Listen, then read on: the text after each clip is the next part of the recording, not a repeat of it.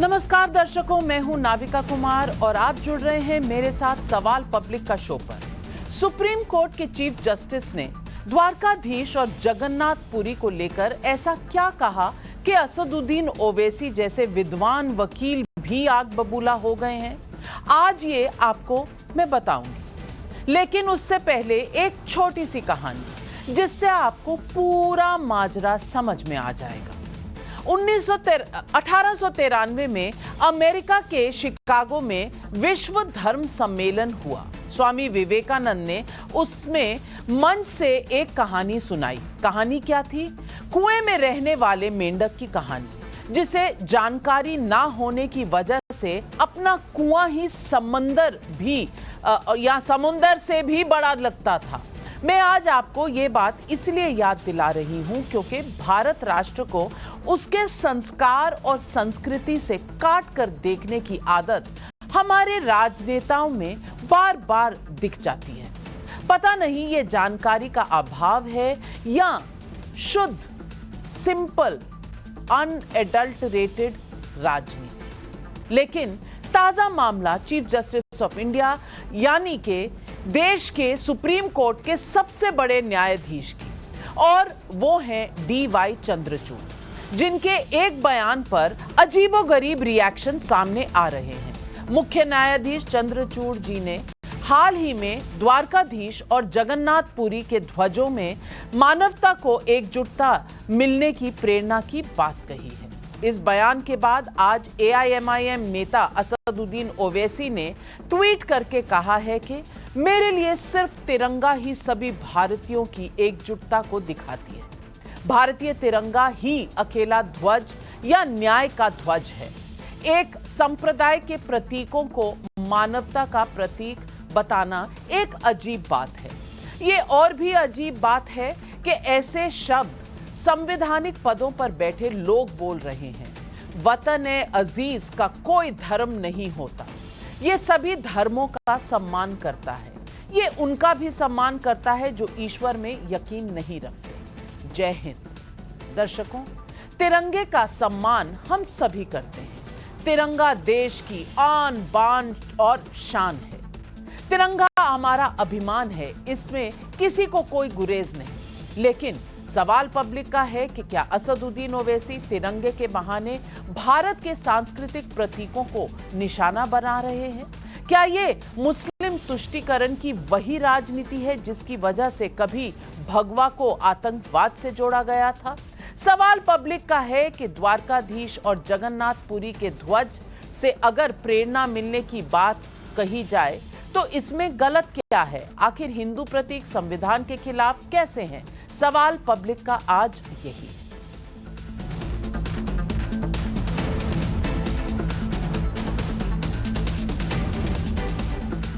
भारत का संविधान सभी धर्मों का सम्मान करता है, लेकिन संविधान में राम दरबार, कृष्ण, नटराज और महावीर की तस्वीरें भी हैं जो बताती हैं कि भारत के संविधान निर्माताओं ने भारत गणराज्य को भारत की सांस्कृतिक पहचान के साथ जोड़कर ही देखा था। मैं यहां साफ कर दूं कि लकीर बेहद महीन जरूर है, लेकिन धर्म और सांस्कृतिक विरासत दोनों अलग हैं। इसलिए अगर भारत की सांस्कृतिक पहचान के रेफरेंस में कोई बात कही जाए तो क्या वो संविधान की भावना के मुताबिक नहीं है? 6 जनवरी को राजकोट में chief justice of India D.Y.. Chandrachud ने नई कोर्ट बिल्डिंग के उद्घाटन में न्याय की ध्वजा का जिक्र किया और उसके बाद उन्होंने द्वारकाधीश और जगन्नाथ पुरी के ध्वजों से प्रेरणा मिलने की बात भी कही। सुनिए उनका पूरा बयान। I was inspired this morning by the Dhwaja at Dwarkadish ji. Very similar to the Dhwaja which I saw at Jagannath Puri. But look at this universality of the tradition in our nation, which binds all of us together. But this Dhwaja has a special meaning for us. And that meaning which the Dhwaja gives us is there is some unifying force above all of us as lawyers, as judges, as citizens.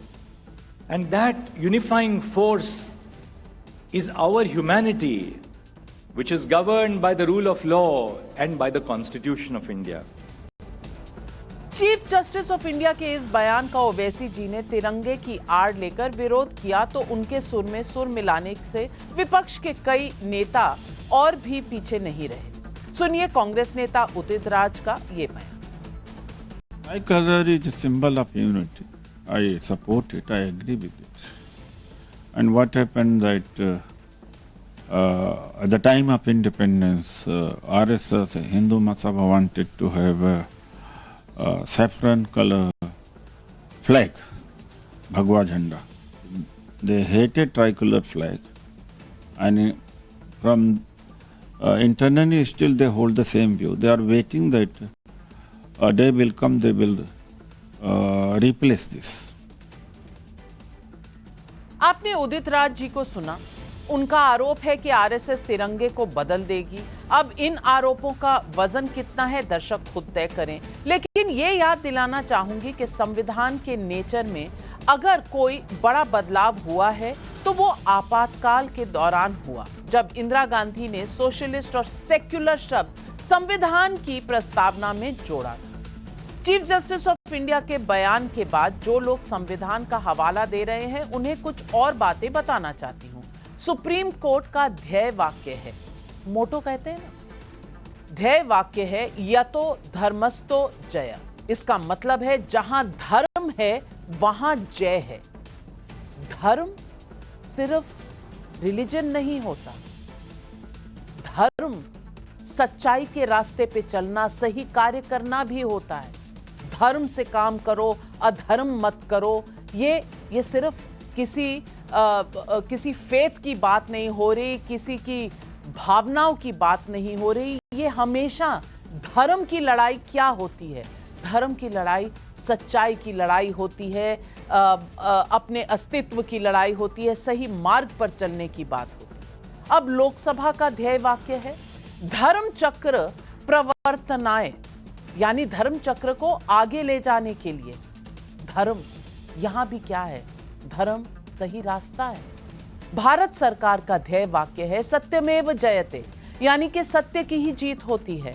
और public broadcaster Doordarshan का ध्येय वाक्य है सत्यम शिवम सुंदरम, यानी सत्य ही शिव है, शिव ही सुंदर है। अब ये हिंदुओं के लिए है या ये धर्म की बात है, संस्कृति की बात है, भारतीय सांस्कृतिक रूपरेखा है। ये ध्येय वाक्य मोदी सरकार के समय में नहीं अपनाए गए। ऐसे में सवाल उठता है कि क्या मोदी सरकार के समय में भारत की सांस्कृतिक पहचान से जुड़े मसलों पर जानबूझकर राजनीतिक हंगामा होता है? क्या ये मोदी सरकार के सबका साथ सबका विकास वाले नैरेटिव से पिछड़ जाने की खींच है? क्योंकि एक ओर मोदी सरकार में यूएई जैसे मुस्लिम देशों से भारत के रिश्तों की बढ़ती गर्माहट देखने को मिल रही है। यूएई के राष्ट्रपति मोहम्मद बिन जायद अल नहयान भारत यात्रा पर आए हैं। प्रधानमंत्री मोदी के साथ उनकी केमिस्ट्री जग जाहिर है। और सिर्फ एक बिन जायद नहीं, मुस्लिम वर्ल्ड देश के कई मुस्लिम नेता, प्रधानमंत्री की केमिस्ट्री उनके साथ बहुत अच्छी है। मोदी सरकार में मुसलमानों को पिछड़ेपन से निकालने के लिए तेजी से फैसले भी हुए हैं। लेकिन ये कैसा सेक्युलरिज्म है जिसमें भारत की minority affairs minister Smriti Irani जेद्दा और मदीना के आधिकारिक दौरों पर होती हैं तो एक सो कॉल्ड लॉबी उस पर भी सवाल उठा देता है, जबकि ये आधिकारिक दौरा है। स्मृति जी भारत का प्रतिनिधित्व कर रही हैं जेद्दा और मदीना में। बात सिर्फ इतनी नहीं है, सांस्कृतिक राष्ट्रवाद के प्रतीक बताए जा रहे राम और राम लल्ला के प्राण प्रतिष्ठा पर अजीबोगरीब बयान देखने की होड़ मची हुई है। ऐसे में और इस रेस में अब ममता बनर्जी और अखिलेश यादव ने भी ताजा बयान दिए हैं। आइए उनके बयान सुनते हैं। কালকে আমায় জিজ্ঞেস করছিল রাম মন্দির নিয়ে আপনার কি বক্তব্য, যেন আর কোনো কাজ নেই, একটাই কাজ। আমি সেই উৎসবে বিশ্বাস করি যে উৎসব সবাইকে নিয়ে চলে, সবাইকে নিয়ে কথা বলে, একতার কথা বলে। আপনারা করছেন, করুন না, কে আপত্তি করেছে? আপনারা কোর্টের আন্ডারে করছেন, ইলেকশনের আগে একটা গিমিক শো করবেন বলে। আমি আপনাদের কাছে ওয়াদা করে যাচ্ছি, আমি আপনাদের কাছে শপথ করে যাচ্ছি, আমি আপনাদের ঈশ্বরের শপথ করে বলছি, আল্লাহর কসম খেয়ে বলছি, মনে রাখবেন আমি কোনো দিনও হিন্দু মুসলমান শিখ খ্রিস্টান তপশিলি আদিবাসীদের ভাগাভাগি করতে দেব না। हमारा रास्ता धर्म का नहीं है, हमारा रास्ता है समाजवादियों का गैर बराबरी दूर करने का। सर, विश्व हिंदू परिषद के आलोक जी ने ये बात कही कि प्राण प्रतिष्ठा में आपको निमंत्रण मिला है। मैं इनको नहीं जानता हूं, न मेरा इनका कोई परिचय है। हमारे व्यवहार में यही माना जाता है, जो परिचय जिनका होता है वही एक दूसरे को व्यवहार देते हैं। सर, आप कब जा रहे हैं राम मंदिर? जब भगवान बुलाएंगे तो जाएंगे, और भगवान अब यहीं रहेंगे, वो कहीं नहीं जाएंगे। किसी का कोई भगवान हो, हमारा पीडीए भगवान है। तो आज पब्लिक पूछ रही है सवाल, क्या द्वारकाधीश के ध्वज से प्रेरणा पाने के चीफ जस्टिस ऑफ इंडिया के बयान पर राजनीतिक हंगामा मुस्लिम वोट बैंक की राजनीति है? सवाल नंबर 2, भारत की सांस्कृतिक पहचान अगर हिंदू प्रतीक है तो ये देश के संविधान के खिलाफ कैसे हो गए? क्या राम मंदिर की प्राण प्रतिष्ठा पर विपक्ष का धर्म संकट सबका साथ सबका विकास वाली मोदी की तस्वीरों से और बढ़ता चला जा रहा है? यही है आज सवाल पब्लिक का, और इन सवालों के जवाब देने के लिए आज हमारे साथ जुड़ रहे हैं तहसीन पूनावाला, राजनीतिक विश्लेषक, वारिस पठान प्रवक्ता हैं, AIMIM के बड़े नेता भी हैं, अखिलेश कटियार प्रवक्ता हैं समाजवादी पार्टी के, मेरे साथ स्टूडियो में हैं, हर्षवर्धन त्रिपाठी वरिष्ठ पत्रकार भी जुड़ रहे हैं हमारे साथ, और सुधांशु त्रिवेदी जी सांसद और वरिष्ठ प्रवक्ता बीजेपी के कुछ ही समय में हमारे साथ जुड़ेंगे। वारिस पठान जी, मैं आपसे पूछना चाहती हूं कि आपको इस रंग से, भगवे रंग से इतना डर क्यों लगता है? असदुद्दीन ओवैसी जी इतने गुस्सा क्यों जाते हैं किसी भी भगवे रंग के झंडे की बात भी हो जाए? भगवा रंग तो सूरज की रोशनी का भी है, भगवा तो आग का भी है, और ये जो रंग हैं ये दिखाते हैं बलिदान इस देश में जो हुए हैं, ये दिखाते हैं इस देश में जो वीरता है। तो ये रंगों से जोड़कर आपने अपना दिल, अपना मन इतना छोटा क्यों कर दिया है? रंगों से तो इस सृष्टि के बड़े बड़े रंग रूप दिखते हैं, आप इतना सिमट के क्यों रह गए हैं वारिस पठान जी? देखिए नविका जी, हमारे लिए सबसे अहम है देश का तिरंगा। मेरी शान तिरंगा है, मेरी जान तिरंगा है। तिरंगे के सामने दूसरा तो आपको कोई सोचता ही नहीं है। भगवा कलर तो आपको पता है ना, 52 साल तक आरएसएस वालों ने हमारे तिरंगे का अपमान किया था, क्योंकि उनकी नजर में तिरंगा अपशुगन था, उनकी नजर में भगवा रंग तो शुगुन था। वो तो भगवा को ही मानने वाले लोग थे। हमारे नागपुर के हेडक्वार्टर के ऊपर इन्होंने भगवा रंग को कभी लहराया भी नहीं था। अब बात नंबर 2, आपने कहा इसका तो प्रतीक है। अरे आजादी के अंदर तो हमने जाने गंवाई ना। आज इंडिया गेट के ऊपर नाम भी लिखे हुए, आप जाके देख सकते हो कितने लोग हमारे शहीद हुए, हमारा देश आजाद हुआ। उस वक्त जो ये भगवा रंग के लेके चल रहे थे ये आरएसएस वाले, ये गोवलकर, ये लोग सब कहाँ थे? ये तो ब्रिटिशरों के तलवे चाट रहे थे उस वक्त। ये तो माफीनामे पे माफीनामे लिख रहे थे। इसलिए हम कहते हैं ना कि अभी ये जो बनने चले नेशनलिज्म का जो पाठ पढ़ा रहे हैं हमको लोग रोज, इनको बोलिए आपके पास ही रखिए। हमको नेशनलिज्म, पेट्रोटिज्म के किसी के सर्टिफिकेट की जरूरत नहीं है।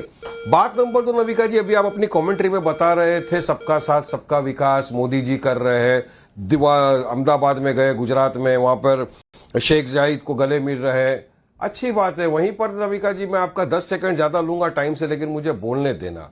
गुजरात की, हमारी देश की एक नारी है बिल्किस बानो, जिसका कल ही सुप्रीम कोर्ट ने न्याय दिया, उसको जजमेंट दिया सुप्रीम कोर्ट ने, और बराबर बीजेपी की जो सरकार थी गुजरात में उसको फटकार लगाई है। सुप्रीम कोर्ट ने कहा कि बिल्किस बानो के जो बलात्कारियों को रेमिशन देके छोड़ दिया था, गैर कानूनी था, उसमें स्टेट गवर्नमेंट की कॉम्प्लिसिटी थी।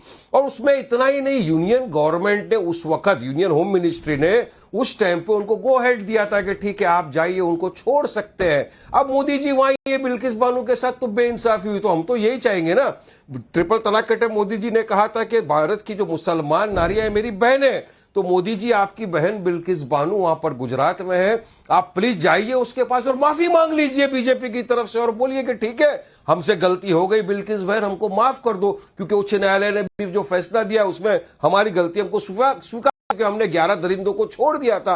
वो 11 दरिंदे जिन्होंने उसकी बहन का बलात्कार किया, उसकी मां का बलात्कार किया, उनका खून कर दिया, बिल्किस बानो प्रेग्नेंट थी, उसका बलात्कार किया, उसकी बेटी का सर पत्थर से फोड़ के मार दिया था, उनको सजा हुई। उस वक्त आपको पता है ना गुजरात के हालात क्या थे। गुजरात से केस को शिफ्ट करके महाराष्ट्र में लाया गया था, कन्विक्ट हो गए, और यहीं पर बीजेपी के एमएलए ने कहा था संस्कारी लोग हैं। तो बीजेपी के कल से किसी नेता ने या किसी भी बड़े लीडर ने, कोई ने ना माफीनामा मांगा ना ट्वीट किया। सुधांशु जी यहां बैठे हुए, सुधांशु त्रिवेदी बीजेपी के वरिष्ठ नेता है, प्रवक्ता है, एक अच्छे इंसान है और उनको सब नॉलेज में। तो मैं चाहूंगा सुधांशु त्रिवेदी, आप तो कम से कम आपकी सरकार की तरफ से देश के सामने बिल्किस बानो से माफी मांग लीजिए ना, दिल बड़ा करिए, देश की नारी थी। वारिस पठान जी, आपने सवाल उठाए हैं, लेकिन मैं आपको याद भी दिलाऊंगी कि सुप्रीम कोर्ट, और मैंने ये बताया भी था अपने इंट्रोडक्शन में, सुप्रीम कोर्ट का ध्येय वाक्य है यतो धर्मस्तो जया, मतलब धर्म की जीत हुई। और मैंने ये भी बताया था कि धर्म हमेशा रिलीजन नहीं होता, धर्म होता है सही रास्ता और सही न्याय, और न्याय तो सुप्रीम कोर्ट ने दिया। अब किस बात के लिए आप कभी चीफ जस्टिस से नाराज हो जाते हैं, कभी सुप्रीम कोर्ट से नाराज हो जाते हैं जब राम मंदिर का वर्डिक्ट आता है, आप नाराज ही रहते हैं। यहां तक के नरेंद्र मोदी जी को आप देख लीजिए, एक तरफ वो यूएई के प्रेसिडेंट के साथ है, दूसरी तरफ अयोध्या भी चल रहा है, सब काम साथ साथ। भारत देश के लिए जो करना है, सांस्कृतिक विरासत से लेकर अपनी अर्थव्यवस्था तक, हर चीज का ध्यान रखा जा रहा है। लेकिन सुधांशु त्रिवेदी जी, ओवैसी साहब हैं और वारिस पठान साहब हैं कि हमेशा नाराज ही रहते हैं। देखिए, वारिस पठान साहब वकील होकर क्या बात करते हैं, मैं आपको तथ्य, इसमें इनकी गलती नहीं है, एमआईएम का काम ही है झूठ प्रपंच के आधार पर बात फैलाना। मैं रिवर्स में जवाब देता हूं। बिल्किस बानो के प्रकरण के ऊपर मान्यवर, ये बिल्किस बानो के साथ हुए अत्याचार और अपराध का जजमेंट नहीं था, वो तो बहुत पहले आ चुका है, 14 साल पहले। ये उसकी रिहाई की टेक्निकलिटी पे इशू था, और कोर्ट ने क्या कहा है कि मैटर महाराष्ट्र में चला था, इसलिए रिहाई का होल सोल इशू उन्होंने टेक्निकल ग्राउंड पे माना है कि गुजरात सरकार का अधिकार नहीं माना, यह कहा है। बिल्किस बानो के साथ क्या हुआ है 2010 में आ चुका। वकील होकर आप इस ढंग की गलत बयानी लोगों के सामने करने लगते जैसे उसके ऊपर आया है, तो ये टेक्निकल और पूरी तरीके से कॉन्स्टिट्यूशनल इश्यूज पे जो सुप्रीम कोर्ट कहेगा वो हम मानेंगे। मगर सुप्रीम कोर्ट के ही एम्बलम पे जो लिखा हुआ है, जो अभी नाविका जी ने कहा यतो धर्मस ततो जया, वो पूरा श्लोक में बता देता हूं। धर्मेण हन्यते व्याधि, यानी धर्म से के आचरण से रोग समाप्त होते। धर्मेण हन्यते ग्रह, आपकी कुंडली में ग्रह भी अगर कमजोर होंगे या वो विपरीत होंगे, वो भी धर्म से नष्ट होते हैं। धर्मेण हन्यते शत्रु, धर्म से का पक्ष रहते हैं, शत्रुओं का नाश होता है। यतो धर्मस ततो जय, जहां धर्म है वहीं जय है। तो हमारा सुप्रीम कोर्ट बिल्कुल इसको पालन करता है, हिंदू मुसलमान देख के नहीं करता है। मगर आज आप आकर कह रहे हैं कि बिल्किस बानो के प्रति हमारे मन में भी पूरी सहानुभूति, यदि किसी के साथ गलत हुआ है तो होना चाहिए। पर कहां गया था उस समय आपका जब शाहबानो केस हुआ था? हजारों लाखों मुस्लिम महिलाओं के लिए सुप्रीम कोर्ट का निर्णय रौंद कर, मैं रौंद कर शब्द कह रहा हूं, शरिया को ऊपर कर दिया गया था कि अब 120 रुपया महीना भी किसी मुस्लिम महिला को गुजारा भत्ता नहीं मिलेगा। आंसू का एक कतरा भी निकला था आंख से कभी? बल्कि तब तो छाती ठोक ठोक के कहा था सुप्रीम कोर्ट कौन होता है हमारे मजहबी मामलात में बोलने वाला। और अभी की हाल की बात है, ट्रिपल तलाक के ऊपर आपके सदर आली जनाब असदुद्दीन ओवैसी क्या कहते थे? ये तो मजहबी मामला है, कौन होता है सुप्रीम कोर्ट ट्रिपल तलाक के बारे में कहने वाला? तब मुस्लिम महिलाओं के लिए दर्द नहीं था। और एक और मुस्लिम बहन थी इमराना, जिसके साथ उत्तर प्रदेश में बलात्कार किया उसके पति ने, फिर मौलवी ने फतवा दे दिया कि अब इसके बाद वो अपने पति की मां और अपने ससुर की पत्नी हो गई। क्या कभी आपने चूं बोला था? बल्कि वो मौलवी साहब का पूरे एहतराम के साथ इस्तकबाल करते रहे थे। तो मुस्लिम बहनों के प्रति भी आपके दिल में क्या है वो साफ। ये तो आप जो विषयांतर में गए थे उसका मैंने जवाब दिया। अब देखिए आपने क्या बोला कि हमने देश के लिए कितना किया है, जरा जाके इंडिया गेट पे देख लीजिए। मान्यवर, पढ़े लिखे होकर आप क्या बात करते हैं?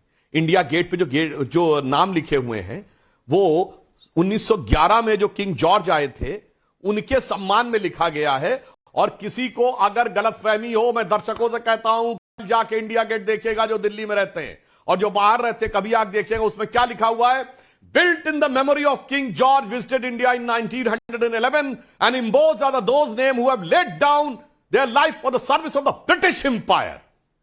जिन्होंने ब्रिटिश एम्पायर के हित में अपनी जान दिया है, उन सिपाहियों के नाम लिखे हैं मेरे भाई। उसका कहां मतलब था देश की आजादी से 1911 में? और आप कह रहे हैं आरएसएस वाले उनके खिलाफ थे। आरएसएस 1925 में बना, वो 1911 में बना है इंडिया गेट। और उस जमाने में फर्स्ट वर्ल्ड वॉर से पहले भी जो ब्रिटिश हुक्मरानों के पक्ष में थे उनके लिए बोला।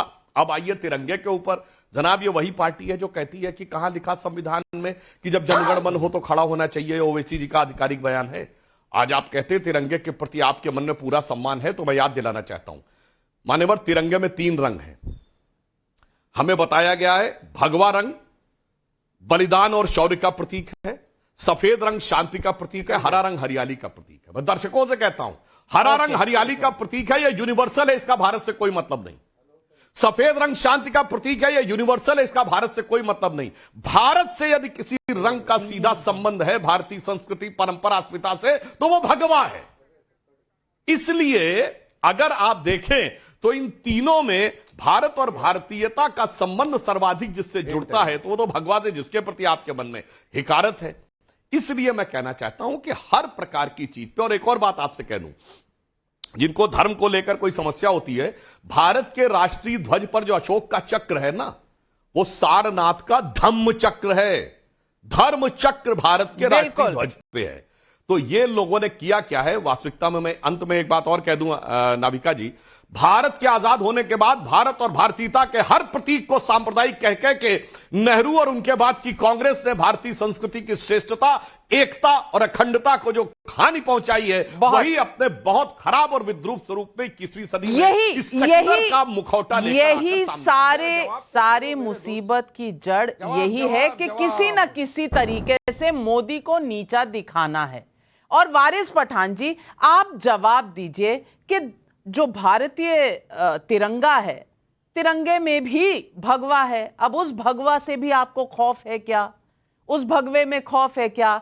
1911 की जो बात सुधांशु जी ने कही, उसका भी जवाब दे दीजिए कि क्यों आप गलत चीजें देश के दर्शकों के सामने रखते हैं। वारिस पठान जी, जवाब। जी नविका जी, मैं क्या मिस्टेक हो गई थोड़ा टेक्निकल लाइन के अंदर, मैं सुधांशु जी की पूरी बात नहीं सुन सका, लेकिन अब आवाज आ रहा है मुझे, तो मैं जो थोड़ा सुना स्टार्टिंग में मैं उस बात का जवाब दूंगा। सुधांशु जी ने पहले ये कहा कि वारिस पठान एडवोकेट होकर इस तरह की बात करते हैं। मुझे फख्र है, गर्व है कि मैं एडवोकेट हूं पहला और बाद में पॉलिटिशियन हूं। इसीलिए मैंने सुप्रीम कोर्ट के जजमेंट को बहुत बराबर इंटरप्रेट किया है। मैंने आप खा गए एक लैंग्वेज को। सुप्रीम कोर्ट ने कहा कि state is complicit in the crime committed against Bilkis Bano, state is complicit in giving remission to the rapist. State government मिली भगत थी साथ में और उसने जाके छोड़ा बिल्किस बानो के बलात्कारियों को। यह आपको बताना चाहिए था पूरे दर्शकों को सुधांशु भाई। बात नंबर 2, मैंने ये कहा था कि आप तो समझदार हो, संविधान की शपथ लेकर आप राज्यसभा के मेंबर बन गए हो, तो क्या आपका फर्ज नहीं बनता कि हमारी सरकार की अगर मिस्टेक हुई है तो मैं पूरी बीजेपी सरकार की तरफ से, मोदी की तरफ से, बीजेपी का प्रवक्ता होने के नाते पूरे बिल्किस बानो से माफी मांगता हूं पूरे देश के सामने। अगर आप वाकई के अंदर सबका साथ सबका विकास का बात करते तो आज आप बिल्किस बानो से माफी मांगते पूरे देश के सामने, नाविका जी के चैनल के ऊपर बैठ के। बात नंबर 3, किस तरह से आपने मेरे भारत देश को बांट दिया। देखिए नाविका जी, भगवा हमारा, हरा तुम्हारा, क्या कर दिया? गाय हमारा, बकरा तुम्हारा, क्या कर दिया? किस तरह से आपने मेरे भारत देश को बांट दिया सुधांशु जी। 2014 से जब से आए आप सत्ता के अंदर, बंटवारा ही किया है, सिर्फ नफरत फैलाई है। नफरत भी किसके खिलाफ? सिर्फ मुसलमानों के खिलाफ। एक तरीके से आपने जंग छेड़ दिया मुसलमानों मुसलमानों के खिलाफ वारिस पठान जी, ये बंटवारा, ये तुष्टीकरण आपने नहीं किया, आपने नहीं किया। जब भगवे की आप बात उठाते हैं तो आपने तुष्टीकरण नहीं किया। सुधांशु जी, एक मिनट नाविका जी, मैंने तो शाहबानो की बात कही थी, काहे भैया उसमें बोलती क्यों बंद हो गई भाई? शाहबानो जैसी तो लाखों थी जिसमें सुप्रीम कोर्ट को रॉन्ग किया गया था। अब दूसरी बात कहता हूं, हमने तो नहीं कहा कि हरा आपका। एक मिनट, अब देखिए, अब इधर उधर की बात मत करिए, आप भागिए नहीं। मैं मुझे अपनी बुरी बात कह लूं तब आप बोलिएगा। हमने तो नहीं कहा हरा आपका, हमने कहा हरा तो हरियाली का है, और हरियाली सबकी है। और बुरा मत मानिएगा, जहां से आप लोग अपना ओरिजिन मानते वहां कौन सा हरियाली थी मेरे भाई? रेगिस्तान में हरियाली कहां थी? भारत में हरियाली थी। सस्य सामलाम सुजलाम सुफलाम मातरम वंदे। भैया हरा भी हमारा है, भगवा भी हमारा है, हरा तुम्हारा नहीं है मेरे भाई। वो कहीं और से आके लिया होगा, हमने तो हमारा तुम्हारा नहीं किया था। पर अगर देखा जाए तो सब कुछ हमारा है। हमारे से ही तुम्हारे को दिल में लेकर बहुत सारी तकरारा है, इस कारण से यह समस्या है। इसलिए जो मैंने कहा था, मैं पुनः कह रहा हूं, भारत और भारतीयता के प्रतीक इन तीनों में भगवा है। बिल्कुल। और मैं तहसीन पूनावाला जी आपसे पूछना चाहूंगी, धर्म चक्र परिवर्तनाय, ये लोकसभा का ध्येय वाक्य है। अब लोकसभा जब बनी थी तो बीजेपी थी नहीं। अब ये उस वक्त धर्म की बात क्यों हो रही थी, और धर्म से किसकी बारे में आप बात कर रहे थे, ये बता दीजिए। यतो धर्मस्तो जय अगर सुप्रीम कोर्ट में है तो ये भी तब बीजेपी नहीं थी। भारत सरकार के ध्येय में सत्यमेव जयते था, वो भी बीजेपी ने नहीं डाला। और दूरदर्शन तो आप ही के समय में बना था, कांग्रेस पार्टी के समय में। सत्यम शिवम सुंदरम, अब शिव जी का नाम आप लेते हैं और फिर कहते हैं कि धर्म निरपेक्ष है, सेक्युलर देश है। लेकिन आज मोदी जी के समय में अगर चीफ जस्टिस ऑफ इंडिया भी सैफरन फ्लैग, भगवे फ्लैग पर कुछ कह दें तो सब जगह खतरे की घंटी बज जाती है। क्या दिक्कत है? रामलला से भी दिक्कत, आपको भगवे से भी दिक्कत, मोदी से भी दिक्कत। नमस्कार नाविका जी, मैं आपको थैंक यू कहना चाहता हूँ कि आपने ये बात मानी कि कांग्रेस के जमाने में जब भाजपा का ना कोई जनाधार था, ना भाजपा पैदा हुई थी, तब इन सारी बातों को हमारी लोकसभा में, हमारे संविधान के अंदर, हमारे सुप्रीम कोर्ट के अंदर रखा गया। तो इस बात से एक चीज सिद्ध हो जाती कि कांग्रेस हिंदू विरोधी नहीं है। अब दूसरी बात, जो अभी सडन रेनेसांस हो रहा है, सडन जो हमारा एक कल्चरल रिकग्निशन हो रहा है, अब आप खुद मानते हैं कि 1947 से था, उसके पहले से था। तो अगर ये नीचे गया था तो क्या माननीय प्रधानमंत्री जी स्वर्गवासी अटल बिहारी वाजपेयी जी के जमाने में भी दबाया गया था? तब तो राजनाथ सिंह जी भी थे कैबिनेट में, सुधांशु जी भी तब भी प्रवक्ता थे, बहुत अच्छे प्रवक्ता, आज भी मैं उनकी बहुत रिस्पेक्ट करता हूँ। तो तब भी वो सारा दबाया गया था, हमारा कल्चरल रेनेसांस, कि आज ये बाहर आ रहा है। ये कौन सी बात है? ये कैसी बात है? हम किस तरह की बात करें? क्या नाविका जी, मैं आपसे पूछता हूँ, क्या आज 70 साल 75 इयर्स में या 30-40 साल के आपकी जिंदगी में आपने कोई कल्चरल चीजें नहीं देखी? ये कौन सा नया चीज है? 2014 के बाद सारा कल्चरल चीजें स्थापना हो रही है हमारे देश में, सारी सदियों से चली आ रही है, सदियों तक चली आएगी। इसमें क्या भाजपा का लेना देना है? भाजपा से जो पॉइंटेड सवाल है जिनसे वे भागते हैं, सुबोध कुमार जी नेशनलिज्म की बात कर रहे थे, देश के तिरंगे की बात कर रहे थे। एक पुलिस इंस्पेक्टर जिसकी मॉब लिंचिंग में हत्या हुई, जो व्यक्ति चार्जशीटेड है उत्तर प्रदेश सरकार और पुलिस द्वारा, उसको उत्तर प्रदेश का जिला परिषद का उपाध्यक्ष बनाया गया भाजपा द्वारा, वो चार्जशीटेड है। वो चार्जशीटेड एक पुलिस इंस्पेक्टर के कत्ल में। मणिपुर की दिन जो 2 महिलाओं को नंग करके परेड कराया गया, और वहां के मुख्यमंत्री ने टीवी चैनल्स को कहा हमने इंटरनेट इसलिए बंद किया ताकि चित्र जो है सारी भारत के सामने न आए। ये तो 2 महिलाओं के केसेस, सैकड़ों महिलाओं को नंग करते परेड किया गया। उस चीफ मिनिस्टर का रेजिग्नेशन नहीं लिया गया, उसके ट्वीट्स डिलीट करवाए गए। ये आपका नेशनलिज्म है? ये नेशनलिज्म है? और बस और एमआईएम बिल्कुल सही कह रहा है। जहां तक सवाल है सुप्रीम कोर्ट के जजमेंट को, बिल्किस बानो के केस में भाजपा के एमएलए ने कहा था, गुजरात में शायद टाइम्स नाउ को कहा था, कि ये संस्कारी लोग हैं जिनको छोड़ा गया था। बिल्किस बानो का बलात्कार करते उसके छोटे बच्चे का सर पत्थर पे कुचलते मारा गया था। उनको संस्कारी बोलकर उनको छोड़ा गया था। गलत मैं कहा, किसी धर्म की बात नहीं गलत कर रहा। कहा और सुप्रीम कोर्ट ने इस पर अपना वर्डिक्ट दिया है। लेकिन भाजपा में से किसी ने आकर ये नहीं कहा कि Supreme Court is supreme but not infallible. और ये सवाल मैं हर्षवर्धन त्रिपाठी जी से पूछना चाहती हूं। जो गलत है वो गलत है। बिल्किस बानो केस में जो हुआ था वो गलत हुआ था और सुप्रीम कोर्ट ने उस पर अपना वर्डिक्ट देकर कहीं न्याय किया है। लेकिन आज ये न्याय का पाठ पढ़ा रहे हैं जो तहसीन पूनावाला, वारिस पठान जी। मैं आपसे पूछना चाहती हूं, इन्हें तो सैफरन में, भगवे में टेरर दिखता था। आज ये बोल रहे हैं कि हिंदू रेनेसांस इन्होंने करवाया है। आज ये कह रहे हैं कि ये जो जागरूकता है ये तो कांग्रेस पहले से जानती थी, कांग्रेस हिंदू विरोधी नहीं है। मैं पूछना चाहती हूं हर्षवर्धन त्रिपाठी जी, ये कांग्रेस सही कह रही है, ये असदुद्दीन ओवैसी जी सही कह रहे हैं, या कहीं ना कहीं हर मुद्दे पर मोदी से डर लगता है इसीलिए तुष्टीकरण करना पड़ता है? नविका जी, मुझे लगता है कि अगर इस देश में किसी को भगवा से डर लगने लगे तो वो वही हो सकता है जो अधर्मी होगा। और आपने सर्वोच्च न्यायालय का ध्येय वाक्य बताया, यतो धर्मस्ततो जयः। भारतीय गणराज्य का भी आपने बताया, सत्यमेव जयते। और ऐसा नहीं है कि ये कोई एक है, इसकी पूरी फेहरिस्त है। आपने दूरदर्शन का कहा सत्यम शिवम सुंदरम, लाइफ इंश्योरेंस कॉर्पोरेशन का है योगक्षेमम वहाम्यम, इंडियन नेवी का है शम नो वरुण, इंडियन एयरफोर्स का है नभः स्पृशम दीप्तम। इस तरह से अगर आप कहते जाए ना, इंडियन कोस्ट गार्ड कहता है वयम रक्षाम। अब इसके बाद आप आए तो हमारी राजपूताना राइफल्स कहती है वीर भोग्या वसुंधरा।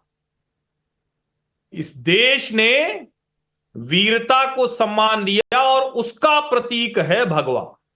और जो कोई कहता है कि हरा और भगवा और सफेद और संतुलन, दरअसल ये वो फ्रॉड सेकुलरिज्म है जो आपातकाल के दौरान 42वें संविधान संशोधन के जरिए इंदिरा गांधी जी लेकर आई। ये दुर्भाग्य है हमारा। और मैं चाहूंगा कि इस देश में जो भी सरकार है या सरकार 2024 में चुनकर आए, ये इस फ्रॉड सेकुलरिज्म को बाहर निकाल कर फेंके। क्योंकि हमारे जो फाउंडिंग फादर्स थे, संविधान सभा में जो हमारे राष्ट्र नायक बैठे थे, वो इस पर सहमत नहीं थे। और मैं प्रयागराज का हूं नविका जी, आज पहन के आए हैं वारिस भाई हरा कुर्ता, पता नहीं इरादतन की नहीं, हमारा भी थोड़ा हरा मिलता जुलता होगा। हमारे यहां बहुत से लोग कहने लगते थे रे गंगा जमुनी तहजीब। मेरी समझ में नहीं आता ये गंगा जमुनी तहजीब कहां से हो गई? यमुना कहां से है? भगवान कृष्ण की पूरी लीला वहीं से है, कालिया नाग मर्दन वहीं है। गंगा कहां से है? हमारे भागीरथ लेकर आए। इसमें गंगा जमुनी तहजीब कहां से आ गई? ये इसी तरह के फ्रॉड सेकुलरिज्म नैरेटिव की वजह से, जब देश के सर्वोच्च न्यायालय के मुख्य न्यायाधीश कहते हैं कि हमें द्वारिकाधीश, जगन्नाथपुरी और ऐसे जो मंदिरों के शिखर पर लहरा रहे ध्वजा हैं, उनसे हमें प्रेरणा मिलती है, उस वजह से ये सारी मुश्किल हो रही है। और मैं फिर से दोहरा रहा हूं, इस देश ने धर्म के साथ रहने की वजह से ही आज तक दुनिया के किसी देश पर आक्रमण नहीं किया। इस देश के लोगों ने धर्म भीरू हिंदू देखा।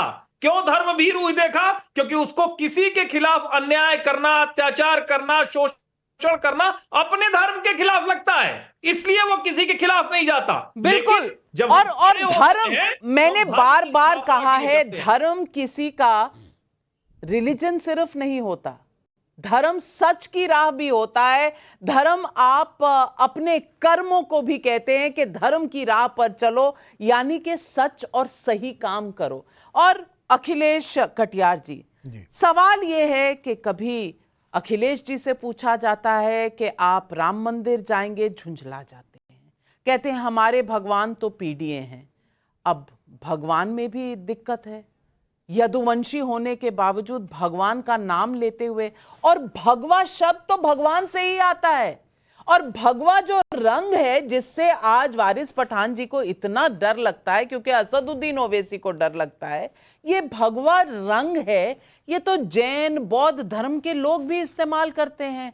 अब वो तो माइनॉरिटी हैं, उनके खिलाफ भी हो गए। मैं ये पूछना चाहती हूं, उधर ममता बनर्जी इंडिया गठबंधन की बड़ी नेता हैं और वो कहती हैं मैं धर्म को बीच में नहीं आने दूंगी, ये सब जो राम मंदिर है ये ड्रामेबाजी है। मैं पूछना चाहती हूं, सांस्कृतिक धरोहर इस देश की ड्रामेबाजी है?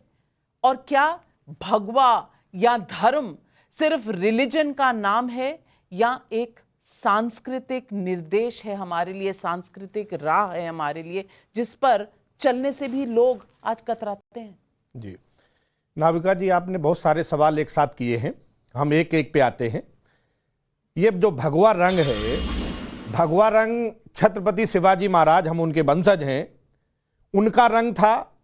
बुद्ध जो बनते बुद्ध, इनका चीवर का रंग भगवा है। भगवा रंग से शायद किसी को दिक्कत होगी, अगर कोई इस पे दावा करे कि ये मेरा है उनका है, नहीं, भगवा तो सबका है। बुद्ध ने भी डाला, छत्रपति शिवाजी ने भी रखा। बात धर्म की तरफ आती है। धर्म की परिभाषा लोग अपने अपने हिसाब से कर लेते हैं। विवेक बुद्धि का मानव हित में प्रयोग का नाम धर्म है, जो धर्म की परिभाषा है। और ये वक्त के साथ साथ इसमें बदलाव हुआ, क्योंकि मानवता को कैसे ऊपर लाया जाए, मानवता और बेहतर हो, इंसानियत बढ़े, जिंदगी आदमी की और आसान बने, धर्म उसके लिए काम करता रहा है। धर्म से किसी को ऐतराज नहीं हो सकता, लेकिन पाखंड से ऐतराज है, अंधविश्वास से ऐतराज है। भगवा आतंक पर आपने कभी कोई टिप्पणी दी हो तो बताएं। भगवा आतंक कहा गया था ना, आप उस सरकार के साथ थे, कभी अंधविश्वास जहां पे दलित पिछड़ा, हम माननीय अखिलेश यादव जी ने जो बयान दिया, हमारे नेता, उन्होंने कहा कि जो इस देश के किसान हैं, हम हिंदू हैं, अखिलेश यादव जी हैं, और इन लोगों से अगर आप हमसे भी कहेंगे कि आप हिंदू विरोधी हैं, धर्म विरोधी हैं, अरे हमारे पुरखों का रंग है, हमने धर्म को मजबूत किया है, जमीन से अन्न उपजा के पूरे दुनिया को खिलाने का हम काम करते हैं। हम पे भी सवाल होगा कि हम कितना धर्म को मानते हैं, नहीं मानते। पीडीए, पिछड़ा दलित अल्पसंख्यक, इस देश में हमारे नेता ने साफ कहा कि संविधान हमारी पुस्तक है, हमारी मान मर्यादा है। हम राजनीति में आए, हम राजनेता हैं, खद्दर पहन के निकले, क्योंकि हमने शपथ ली कि इस देश के पिछड़े, आदिवासी, दलित, इनको इनका अधिकार दिलाना है। हजारों साल से जो पिछड़े रहे, उनको अधिकार देने का काम सुधांशु त्रिवेदी जी, इतने बलिदान करके ये आए हैं, जवाब दीजिए। देखिए, अखिलेश कटियार जी ने अच्छी बात कही, भगवा। और आपको स्पष्ट कर दूं, गुरु गोविंद सिंह भी जो ध्वजा यूज करते थे, वो एक भगवा का ही स्वरूप था। भगत सिंह का वो गाना याद है, माई रंग दे बसंती चोला, उसमें क्या कहेगा, जिस चोले को पहन शिवाजी खेले अपनी आन पर, जिसे पहन झांसी की रानी मिट गई अपनी आन पर। साहब वो भी था, महाराणा प्रताप के ध्वज पर भी यही था, विक्रमादित्य के ध्वज पर भी यही था, चंद्रगुप्त मौर्य के ध्वज पर भी यही था, भगवान कृष्ण की ध्वजा पर भी था, भगवान राम की ध्वजा पर भी था, आपने स्वयं कहा भगवान बुद्ध के शरीर पर भी यही था, और यज्ञ की ज्वालाओं का रंग भी भगवा था।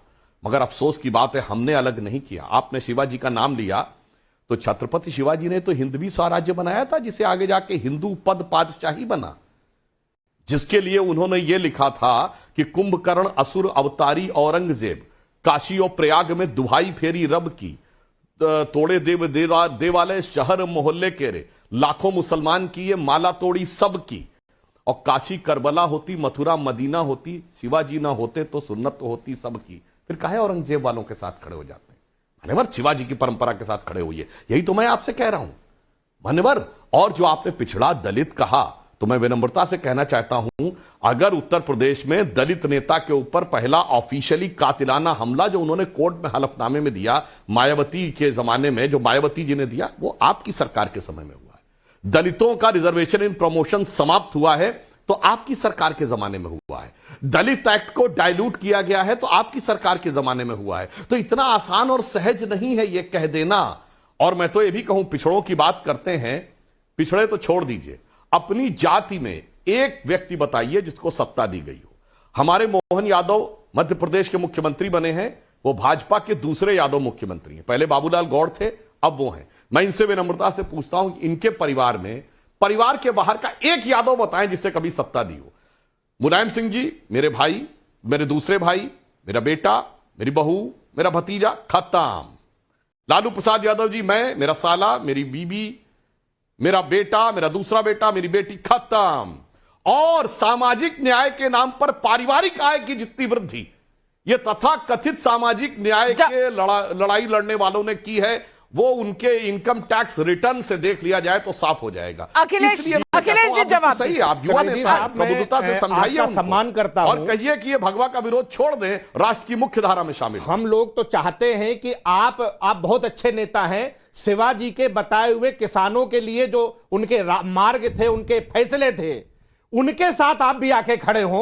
आपको कैसे, आपने ये कैसे मान लिया? इधर उधर की ना बात कर, ये बता कारवां क्यों लुटा अखिलेश कटियार जी? सवालों के जवाब तो आप दे नहीं रहे, तो पब्लिक के सवाल पूछती हूं। अंजनी कुमार शर्मा का इंदौर एमपी से सवाल है, ओवैसी जी की पार्टी के नेता जब राष्ट्रगीत गाने से मना कर देते हैं, राष्ट्रगीत का अपमान करते हैं, तो ये चुप क्यों हो जाते हैं?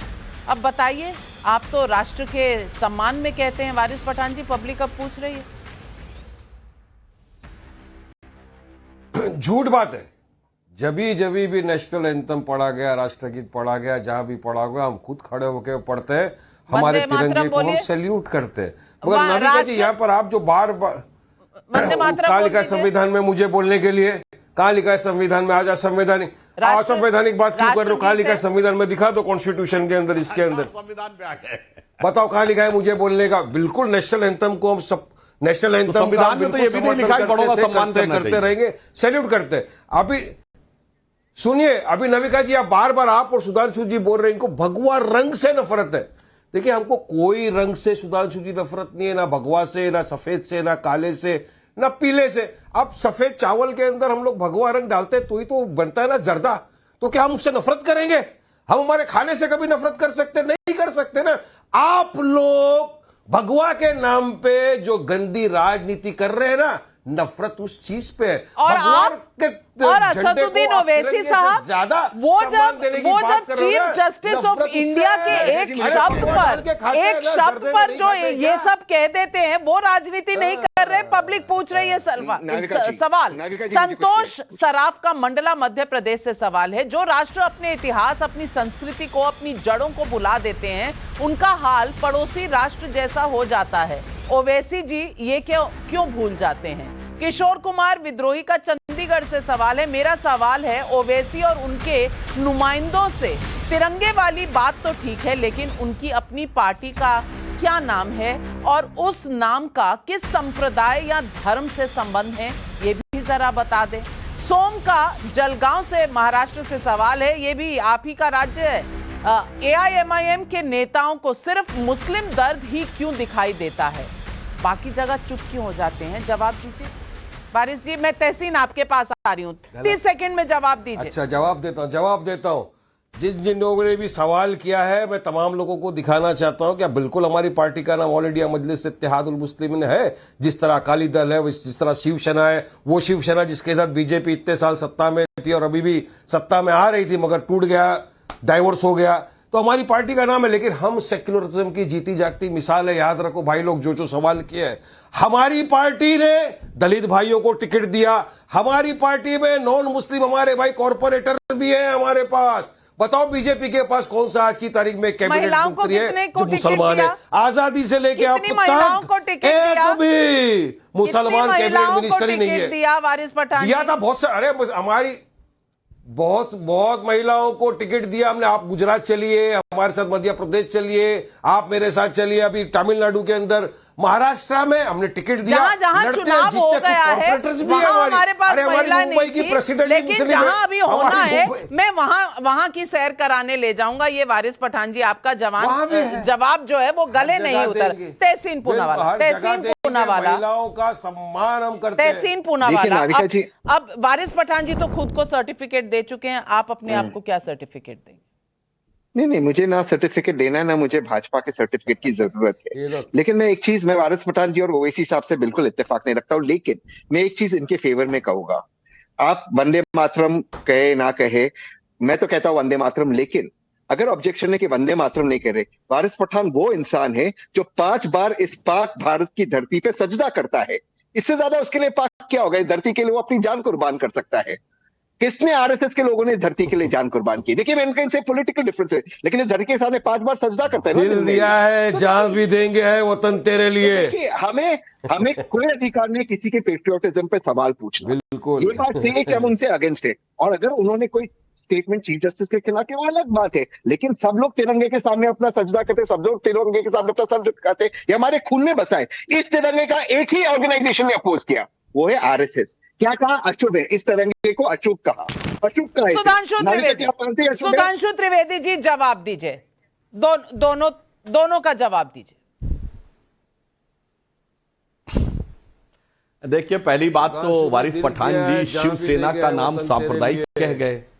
अब अखिलेश जी बैठे हैं मान्यवर जी। अरे भाई जवाब दे रहा हूं सर, सुनिए तो। अभी आप बहुत आराम से सब विधिवत जवाब देंगे, शांति से। देखिए, शिवसेना शिवाजी के नाम पे है, तो आपने शिवाजी को सांप्रदायिक कह दिया। अब मुझे लगता है आगे जब मैं अपना उत्तर समाप्त कर लूंगा तो अखिलेश जी से पूछिएगा। हर्षवर्धन त्रिपाठी जी ने अभी भारत की कई सेना की रेजिमेंटों के बारे में बताया था। आपको पता है मराठा लाइट इन्फेंट्री का ध्येय वाक्य क्या है? छत्रपति शिवाजी महाराज की जय। और उसका पहले ध्येय वाक्य जानते हैं क्या था अंग्रेजों के जमाने तक? हर हर महादेव। अब सुनिए, उसके बाद सिख लाइट इन्फेंट्री का है बोले सोनिहाल सत श्री अकाल। अब सुनिए, राजपूत रेजिमेंट का है राजा रामचंद्र की जय। जाट रेजिमेंट का है जाट बलवान जय भगवान।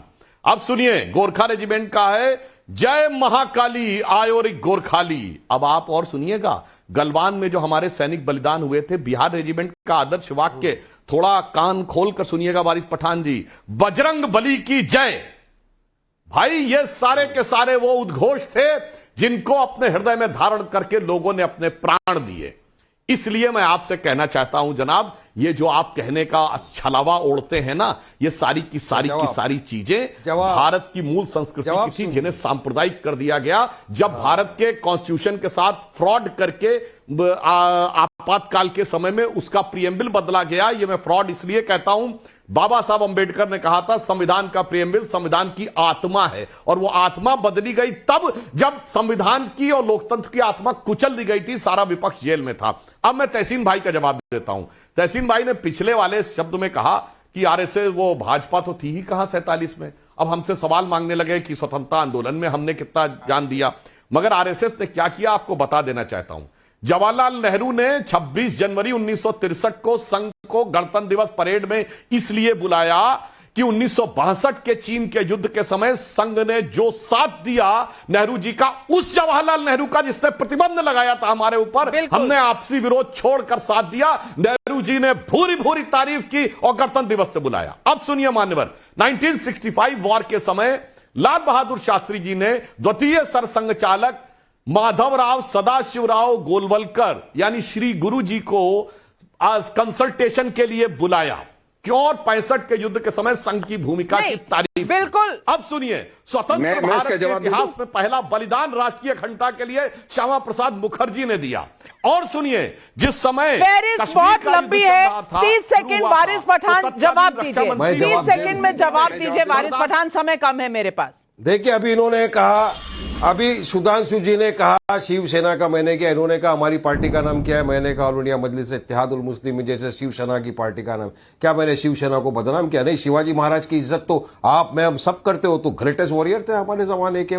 क्यों ये बीजेपी का काम क्या बन गया मालूम है नविका जी? इनको एक सवाल करो तो उसका जवाब नहीं देंगे, घुमाएंगे गोल गोल जलेबी की तरह। जलेबी का कलर क्या रहता है? जलेबी हम खाते हैं, तो क्या उसे डरते हैं क्या आप? शिवाजी को तो हाँ, शिवाजी को आप बहुत रिस्पेक्ट करते हैं, लेकिन हर्षवर्धन त्रिपाठी जी भगवे से इन्हें डर लगता है, भगवा रंग इन्हें पसंद नहीं है, और चीफ जस्टिस का भगवा पर कुछ कहना इनसे बर्दाश्त नहीं होता। ये इस देश की इज्जत करते हैं, शिवाजी की इज्जत करते हैं। हर्षवर्धन त्रिपाठी। नविका जी, एक बात तथ्य के तौर पर लोगों के ध्यान में रहनी चाहिए, भगवा और तिरंगे की कोई डिबेट नहीं है। भगवा इस देश का, इस राष्ट्र का, इस भूमि का स्वाभाविक तौर पर ध्वज का, झंडे का रंग रहा है, आज से नहीं, पता नहीं कब से। और तिरंगा जब बना तो इस पर बाकायदा अलग अलग समितियों ने, अलग अलग दलों ने, अलग अलग व्यक्तियों ने, यहां तक कि महात्मा गांधी ने भी अलग अलग झंडे का प्रस्ताव दिया था। गांधी जी के झंडे में तो चरखा था, कम से कम 5 बार उस झंडे को बदलने के बाद यह झंडा आया, तो भी उसमें जो अशोक चक्र है, जिसको हम कहते हैं ना कि अगर उसको भी देखेंगे तो हिंदू राजा हिंदू सम्राट से ही आएगा। अशोक स्तंभ भी वही है, जो संसद पर शेर है, जो अचानक हिंदू है तो ठीक है, जैन है तो ठीक है, बौद्ध है तो ठीक है, लेकिन भगवा से दिक्कत है। सारे ध्येय जो हैं वो तब तक ठीक थे जब तक मोदी सीन पर नहीं थे।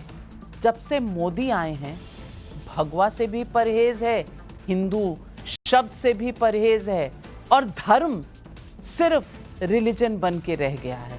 सही गलत के बीच का फासला भी शायद अब मिट गया है। और आज मुझे लगता है पब्लिक सब कुछ समझ गई है। आज सवाल पब्लिक का शो पर बस इतना ही। लेती हूं आपसे इजाजत। नमस्कार।